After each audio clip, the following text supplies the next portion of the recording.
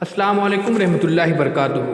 अज़ीज़ तुलबा व तलबात, एक बार फिर से इस्तकबाल है आपका डिजिटल स्कूल में। आज हम जमात 7वीं मज़मून तारीख़ सबक नंबर 9 मराठों की जंग आज़ादी इस सबक का पहला हिस्सा देखने जा रहे हैं। उससे पहले चैनल को सब्सक्राइब कीजिए, लाइक कीजिए, इस वीडियो को ज़्यादा से ज़्यादा शेयर कीजिए।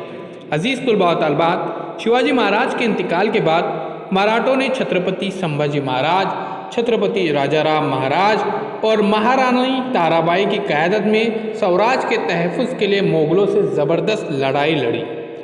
27 वर्षों की इस तवील लड़ाई को मराठों की जंग आज़ादी कहा जाता है। प्यारे बच्चों, कितने साल तक?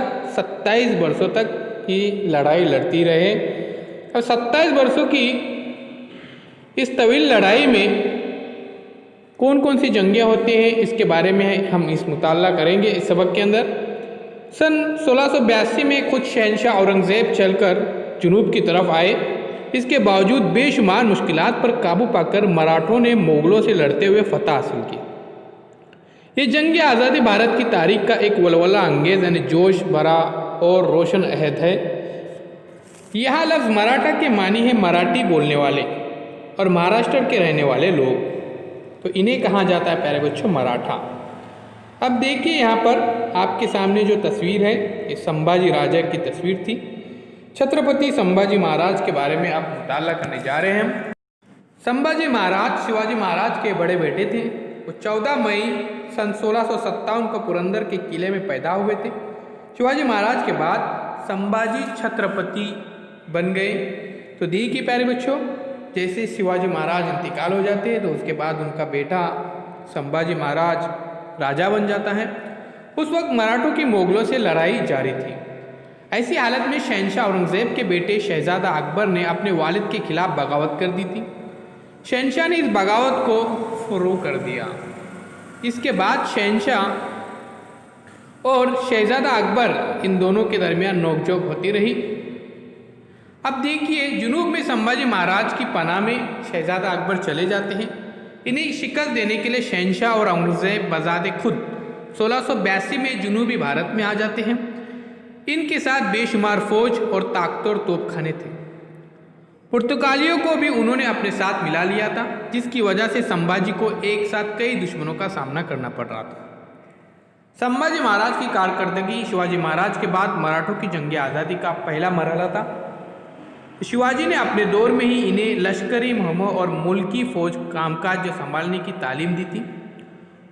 उम्र के 14वीं बरस से ही वो मुल्की कामकाज और फ़ौजी मामलात में अमल दखल रखते थे।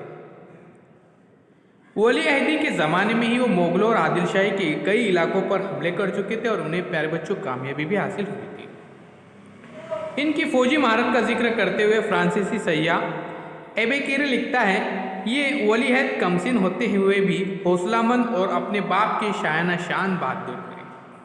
यानी कम उम्र में ही उन्होंने बहुत सारे जंगे लड़े थे और उसमें उनको कामयाबी भी हासिल हुई थी संभाजी महाराज को। तो संभाजी के छत्रपति बनने के बाद मुग़लों से मराठों की लड़ाई में शिद्दत आ गई, जोश आ गया और शहंशाह औरंगज़ेब का मकसद काबुल से कन्याकुमारी तक मुग़लों का इक़्तिदार कायम करना था। अपनी अजीम फौजी और माली ताकत के बलबूते पर मराठों की हुकूमत ख़त्म कर देना इनका ख्वाब था। लेकिन संभाजी महाराज ने अपनी बहादुरी और जंगी महारत से इस ख्वाब को पूरा होने नहीं दिया। इनकी फ़ौज की टुकड़ियाँ मुग़ल इलाकों पर मुसलसिल हमले करती रही। शहंशाह के फ़ौजी तवील अरसे तक कोशिश करने के बावजूद नासिक के नज़दीक मराठों के रामसेज किले को हासिल नहीं कर पाए। इस तरह संभाजी ने औरंगज़ेब को तंग कर दिया, परेशान कर दिया। अब मराठों के किले हासिल करने के लिए इनकी हुकूमत का खात्मा हो जाएगा, इस ख्याल के तहत औरंगज़ेब ने नासिक के नज़दीक रामसेज किले का मुहासरा कर लिया था।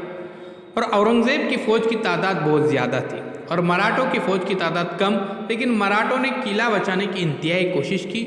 मुहासरा 5 सालों तक चला।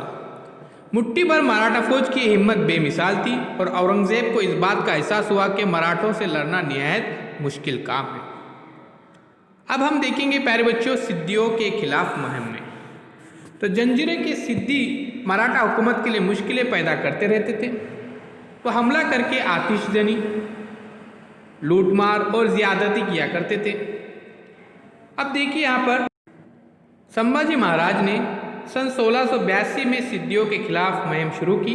उन्होंने सिद्धियों के डंडाराजपुरे इस किले का पूरी तरह से मुहासरा कर लिया और जंजीरा पर भी तोपों से ज़बरदस्त हमला किया। लेकिन इसी दौरान मुगलों की फौज ने सौराज पर हमला कर दिया, जिसकी वजह से संभाजी को जंजीरा की मुहिम जो थी वो अधूरी छोड़कर वापस आना पड़ा। क्योंकि प्यारे बच्चों, मराठा सल्तनत के ऊपर मुगलों ने हमला कर दिया था।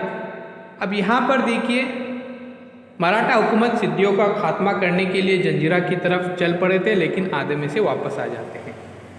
अब हम मुताला करेंगे यहाँ पर पुर्तगालियों के खिलाफ मुहिम का। गोवा के पुर्तगालियों ने संभाजी के खिलाफ मुगलों से मुसाहलियत कर ली थी, जिसकी वजह से संभाजी ने इनको सबक सिखाने का फैसला किया। उन्होंने 1683 में पुर्तगालियों को रेवडंडा बंदरगाह पर हमला कर दिया। जवाबन पुर्तगालियों ने गोवा की सरहद पर मराठों के किले का फोंडे का मुहासरा कर लिया। मराठों ने मुहासरा तोड़कर गोवा पर चढ़ाई कर दी। इस लड़ाई में यसाजी कनक ने बहादुरी का मुजाहरा किया था। इस लड़ाई में पुर्तगाली गवर्नर भी जख्मी हो गया।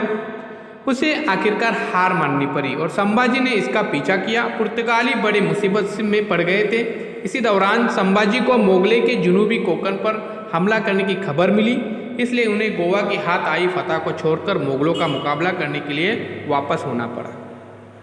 प्यारे बच्चों, अगले वीडियो में हम मालूमात हासिल करेंगे छत्रपति राजाराम महाराज के बारे में।